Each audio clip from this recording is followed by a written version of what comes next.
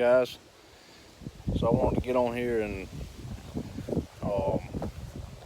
show you guys the soft wash system I've got now, the air diaphragm. But while I'm doing that, I figured I'd walk through a little bit of the plumbing. It's not completely finished yet. I got, one more ball valve I want to add for a rinse line. But I figured I'd walk you through what I have so far. So 2-inch T coming out of my water tank, and this is all 1 inch. I got an inline filter here going to the pressure washer, and this is all put together with 1 inch hose barbs there, here, ball valve here, just to while I'm draining it, I can close that to keep the pressure washer primed. There's a middle ball valve there that goes to either drain the tank or to the soft wash inlet side, and I'll take you around there to show you that. So again, 1 inch T, 1/2 inch hose barb, and it runs down and comes up right here.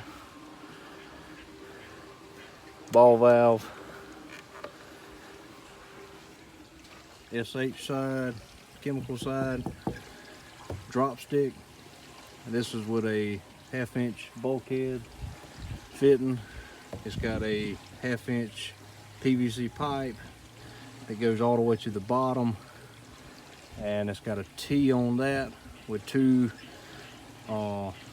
probably 3-inch pieces on both sides with little holes drilled in them as a filter, and it just goes straight to this ball valve. So there's no metering valve.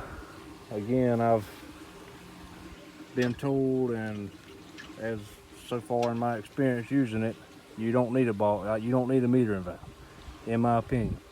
I'm not telling you to buy them, I'm not telling you not to buy them, but I don't see the need of it. Once you get this dialed in where you want it, it works pretty well. But again, inlet into the pump here, outlet side of the pump into the hose reel, soft wash hose.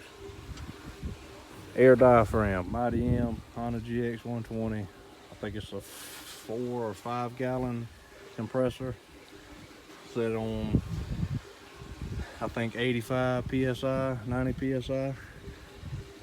Two-stage water separator, outlet into the inlet of the separator, outlet into the air diaphragm pump. But I'm gonna try and get that started up real quick. Got 200 and about 20 foot of 1/2 inch Flexzilla hose with the soft wash trigger gun.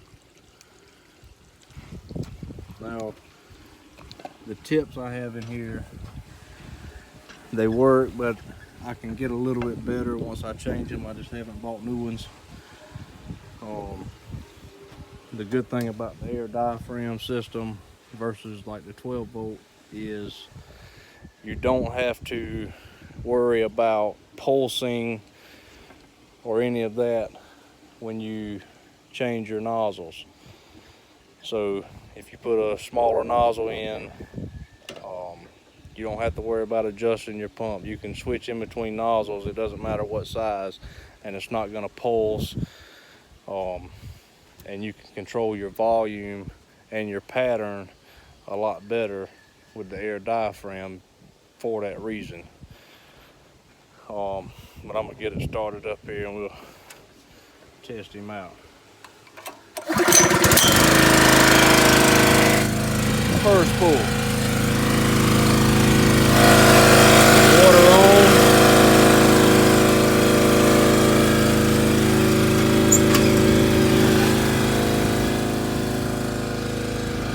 Guys, this is with not very much hose pulled out, 30 feet maybe. So obviously I'm not gonna get a great distance.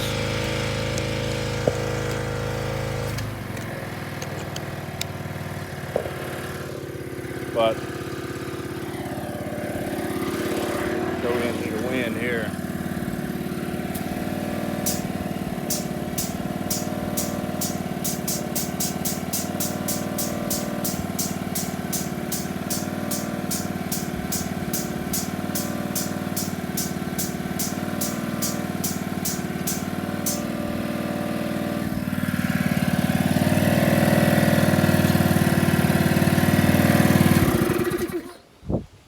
So it's pretty windy today, and those aren't the right tips for more distance.